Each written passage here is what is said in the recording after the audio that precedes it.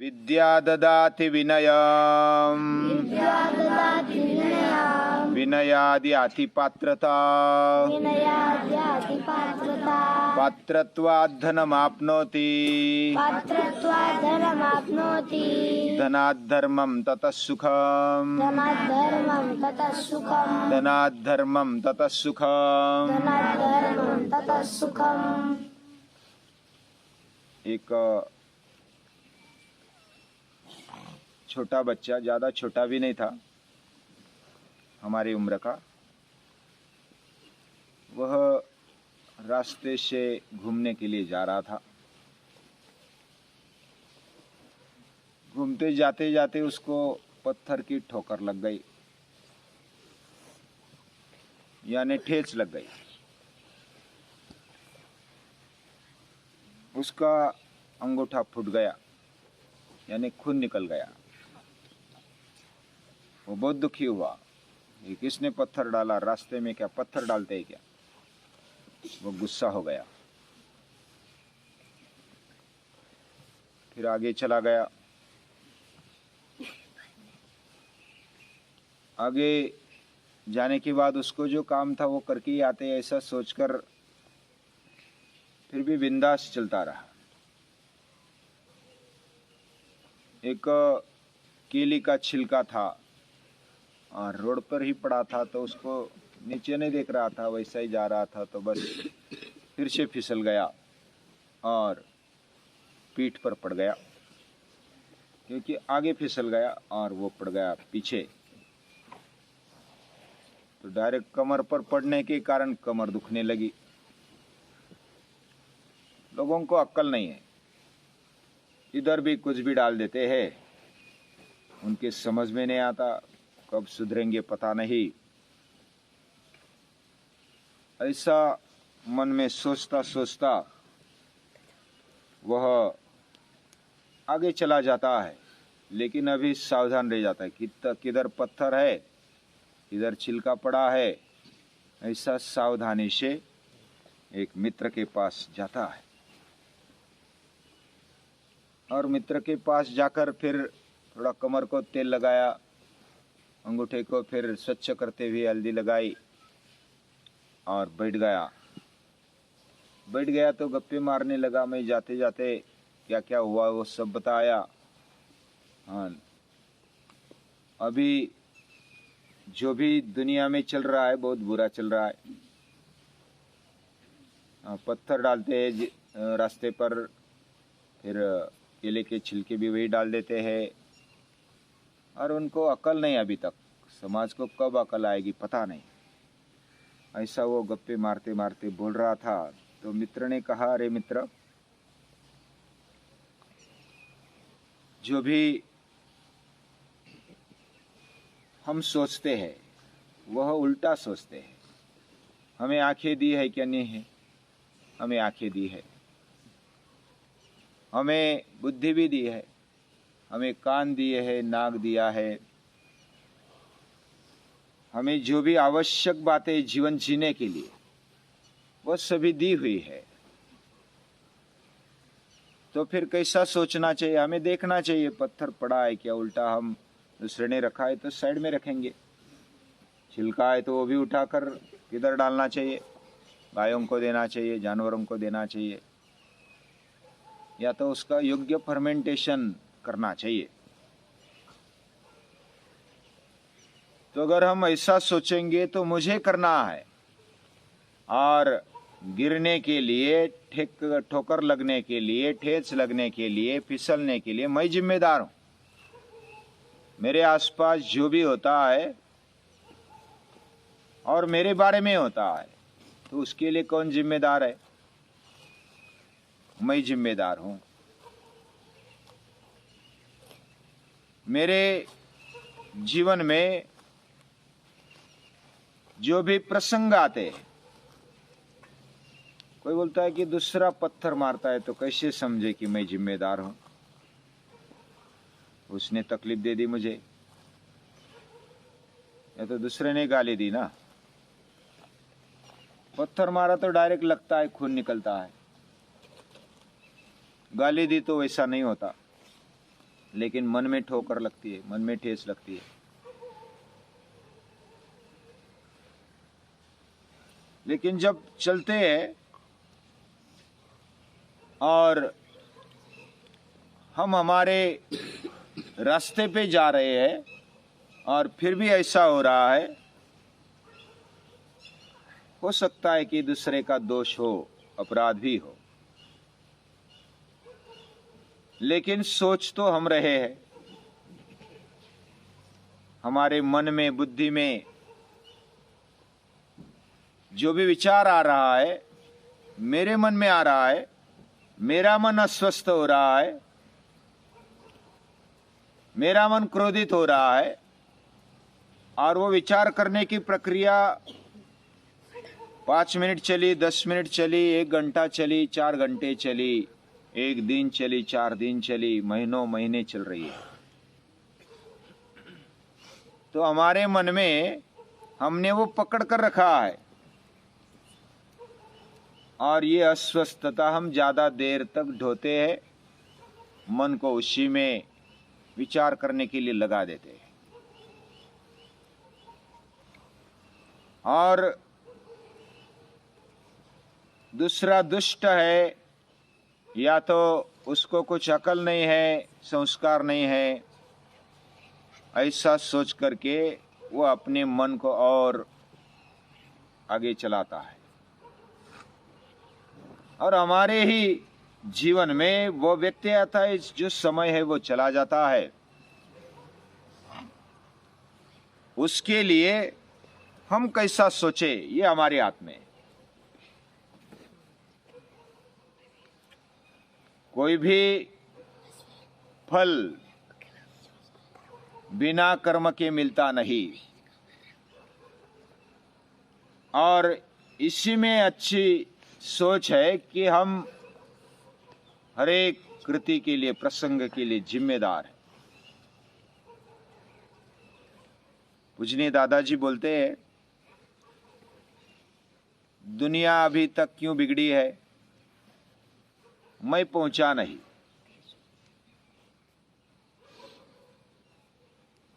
मैंने अभी तक उनको विचार नहीं दिए, मैंने अभी तक उनसे संबंध नहीं बांधे,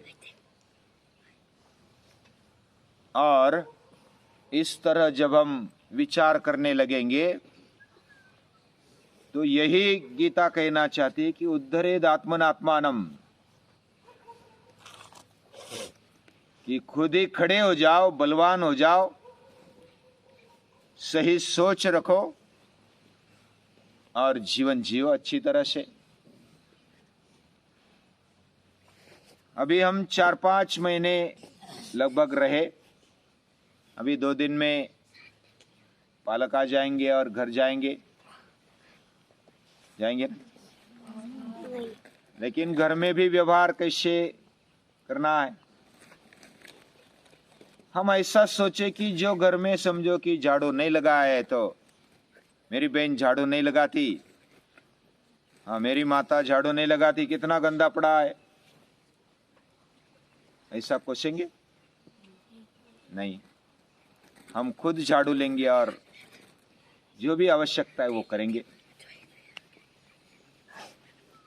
बड़ों का आदर रखेंगे, छोटों का भी आदर सम्मान रखेंगे। और ये जो बात है, इससे हमारा वर्तन पता चलता है। हम जो भी कृति करते हैं, कृति से हमारा चरित्र, हमारा व्यवहार, ये पता चलता है कृति से। और जो हम सीख रहे हैं उसको अमल में लाने का ये ग्राउंड होता है। हमारा कुटुंब, हमारे आसपास के मित्र, हमारे सहकारी, माता पिता, आबाल वृद्ध जो भी समाज में है, वो हमारे लिए ग्राउंड है। ग्राउंड यानी हम जो भी सीखे उसको अमल में लाने का एक स्थान है, और उसी स्थान पर हम अपने विद्या का उपयोग करते हैं। विद्या ददाति विनयम, हमने जो विद्या ग्रहण की उसका परिणाम विनय होना चाहिए। कुछ सामने वाले ने गलत किया तो उसको विनय पूर्वक हम समझा सकते हैं। बड़े हैं तो थोड़ा सहन कर लेना कुछ समय के लिए। उसके लिए तिरुवल्लुवर नाम की एक संत हो गए दक्षिण भारत में। एक बार मैंने कहा था उनका जो विचार है, वो जब छोटे थे तो दूसरे उनको बहुत तकलीफ देते थे। मैं भी जब पहले सीखने के लिए बाहर गया, घर में तो थोड़ा संरक्षण होता है, माँ बाप और घर वाले हमारा ख्याल करते हैं। किसी ने डांटा फटकारा तो उनको डांटते हैं फटकारते हैं। लेकिन जब मैं गया भाव सौरभ में, मैं सबसे छोटा था, उम्र में भी छोटा था और दिखने में भी छोटा था। तो छोटे को तो सभी धक्का लगाते हैं, मस्करी करते हैं। तो मैं भी उनका शिकार बन गया। शिकार बन गया मतलब कोई जाते आते ऐसा हाथ लगा दिया, चिढ़ा दिया, मैं रो पड़ता था। हाँ, तो एक बार रोया, दो बार रोया, तकरार की, फिर भी ये जारी रहता था। फिर मुझे भी थोड़ी आदत बन गई, सूर्य नमस्कार चल रहे थे और घर से ऐसा बताया गया था कि तुझे वहां जाकर पढ़ना है और फिर पढ़ना ही है। पिताजी जो बोलते थे वो करना है बस, बाकी दूसरा दिमाग में ही नहीं आता था। इधर अच्छा नहीं लगता तो घर जाऊंगा, ऐसा कोई विचार भी कर सकने की ये नहीं थी, गुंजाइश नहीं थी। इसलिए जो भी है सहन करना है। तो सहन करते करते मैं तगड़ा बनते गया। दूसरे साल सूर्य नमस्कार स्टार्ट किए, ज्यादा 108 सूर्य नमस्कार मैंने स्टार्ट किए दूसरे साल में। तो एक साल में ऐसा शरीर बन गया। मेरा वजन बहुत ही पहले 22-23 वजन था, 24 के पहले ही था, 24 के नीचे। लेकिन जब सूर्य नमस्कार स्टार्ट किए, भूख बढ़ी, व्यायाम बढ़ा, तो 15वें साल तक लगभग 60 किलो वजन हो गया। यानी सूर्य नमस्कार के बाद 1-1.5 साल में इतना वजन हो गया। और वजन बढ़ने के बाद शक्ति बढ़ गई। फिर भी मुझे पता नहीं था, दूसरे चिढ़ाते थे और मैं चिढ़ जाता था, रो जाता था। मैं प्रतिकार नहीं कर सकता था क्योंकि मैं अपने आप को दुर्बल समझता था। लेकिन एक मित्र ने कहा कि ये कब तक रोएगा, कब तक बैठेगा ऐसा, तू भी प्रतिकार कर ले, या तो रोना मत, सहन करना है तो चुपचाप सहन कर ले। और लेकिन जब मेरी ताकत बढ़ने लगी तो सामने वाला विचार करता था, ये अभी बड़ा बना है, अभी इसको धक्का नहीं लगाएंगे। लेकिन कोई कोई धक्का लगाते थे। तो मैंने थोड़ा थोड़ा प्रतिकार करना शुरू किया। जैसा एक ने बोला, तू प्रतिकार करना शुरू कर दे या तो रोना छोड़ दे। तो ये बात उसकी बहुत अच्छी लगी। कब तक रोते बैठेगा, अभी 2-3 साल हो गए तेरे को, हिम्मत करेगा क्या नहीं करेगा। तो उसका मुझे बहुत, वो गुरु बन गया मेरा। यानी हम शिक्षकों का, ताई दादा का इतना नहीं सुनते, उतना हमारे दोस्त होते हैं ना, उनका बहुत अच्छी सलाह मिल जाती है। और हम उनके साथ रहते हैं तो कुछ ना कुछ ऐसा मिल जाता है कि हमारा जीवन बदल जाता है। लेकिन उस समय तिरुवल्लुवर मैंने पढ़ा, साने गुरुजी ने उसका भाषांतर किया था मराठी में। तिरुकुरल नाम का उनका ग्रंथ है। उसमें तिरुवल्लुवर ने लिखा है कि मैं जब छोटा हूं तब मुझे तकलीफ होती है तो सहन करना, और जब बड़े होते हैं तो क्या करना। जैसे सासू ने बहू को फटकारा तो बहू उसका बदला ले लेती है, और वो आयुष्य भर अपने आप को वैसा मानती कि अब मैं सांस बन जाऊंगी तो बस बदला ले लूंगी, और वो बदला सांस पर नहीं निकालती, अपने बहू पर निकालती बड़े बनने के बाद। लेकिन ऐसा नहीं करना। तिरुवल्लुवर बोलते हैं कि मैंने जो सहन किया वो बाकी को सहन करना नहीं चाहिए। मेरे अभी ताकत बढ़ी है और मुझे तकलीफ दे दी दूसरों ने, मैंने सहन किया, मैं भी दूसरों को तकलीफ दूंगा, वो सहन करेंगे, क्यों, दूसरा चारा भी नहीं रहता। तो मैं ऐसा विचार करने लगा कि मेरे से जो भी मुझे तकलीफ हुई वो दूसरों को ना हो, मेरे से उल्टा मैं जितना संयमित रह सकूं उतना मुझे रहना है, ये तिरुवल्लुवर कहते हैं। क्योंकि मेरे पर जो अन्याय मुझे लगता था वो अन्याय अभी बड़ा बनने पर, मेरी ताकत बढ़ने पर, मेरी बुद्धि बढ़ने पर अगर मैं दूसरों पर करने लगा तो मैं वैसा ही बन गया।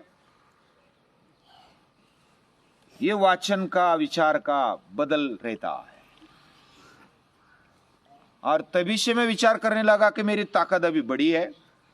नमस्कार भी मैंने छोड़े नहीं थे, बीच में घर आने के बाद बीच में छूट गए, लेकिन जब तक मैं पढ़ता था तब तक पूरे 108, बीच में छूटे मतलब पूरे छूटे नहीं थे, 3-3 आवर्तन में करता था।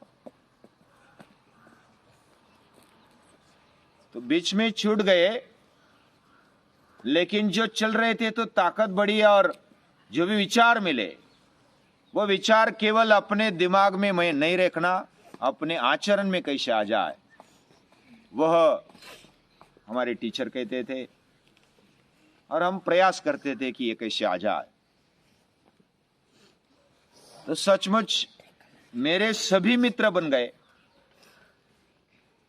और जो भी ये बड़ा होने पर भी संरक्षण देता है या तो मदद रूप रहता है, और ज्यादा मित्र भी बनते हैं।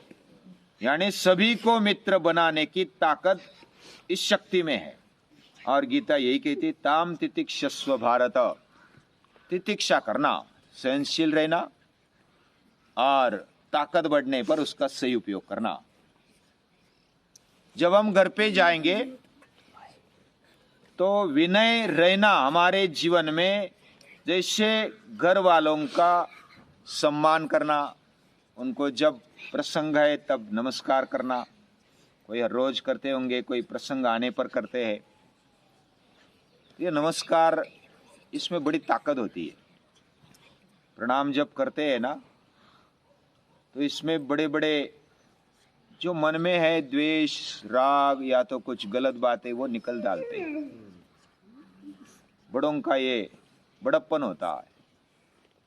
यानी हमारे से कितनी भी गलती हुई क्यों ना हो, लेकिन अब जब नमस्कार करते बिना बोले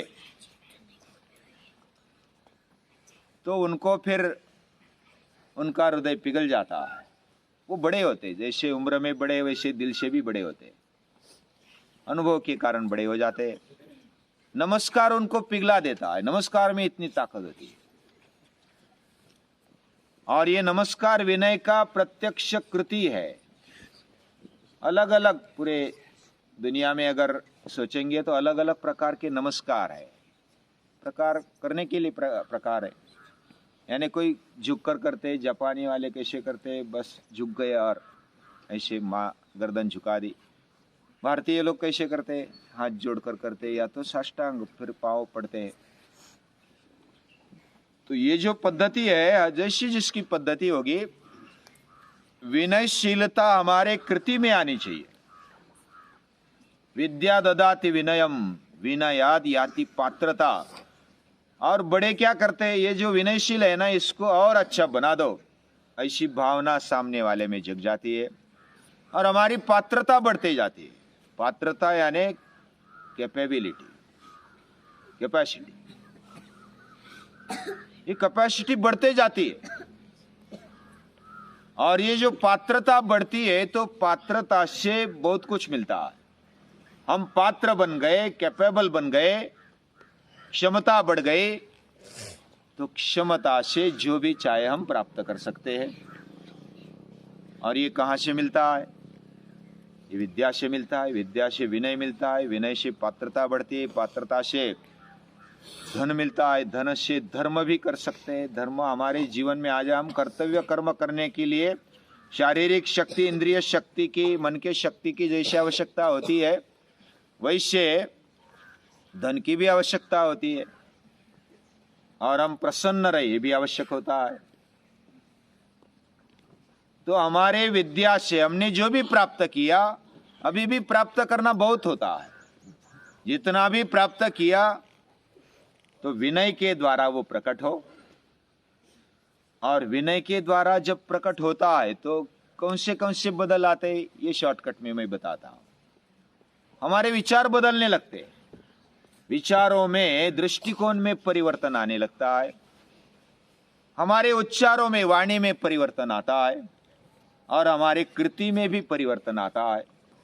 ये तीनों जबरदस्त बदलाव हमारे जीवन में देखने को मिलते हैं। उसको अगर शॉर्टकट में याद रखेंगे तो विचार, उच्चार और आचार बदलने लगते हैं। और यही विद्या का परिणाम होना चाहिए। जब तक ऐसा परिणाम नहीं मिलता, इसका मतलब विद्या हमें पची नहीं। हमने सिर्फ अध्ययन किया, पाठांतर किया, दिमाग भी रखा होगा, रखना चाहिए, लेकिन उसके आगे जाकर के वैसा विचार, वैसा दृष्टिकोण हमारे मन में पैदा होना चाहिए। और विचारों के साथ उच्चार, और उच्चार के साथ वैसा ही आचार, इसको हम बरकरार रखते हैं तो और हमारी विद्या बढ़ती जाती है, और पात्रता बढ़ती जाती है, और हमारा चरित्र भी अच्छा बनने लगता है। ये बात हम सदा याद रखेंगे और अपने जीवन में लाने का प्रयास करेंगे। जिन्होंने ये बात बताई, ऐसे हमारे पूर्वज, या तो माता पिता, जो भी टीचर्स है, आसपास रहने वाले, जिनसे भी सीखने को मिलता है, उनसे पुनः एकदा कृतज्ञता पूर्वक, विनय पूर्वक नमन करते हैं। प्रणाम।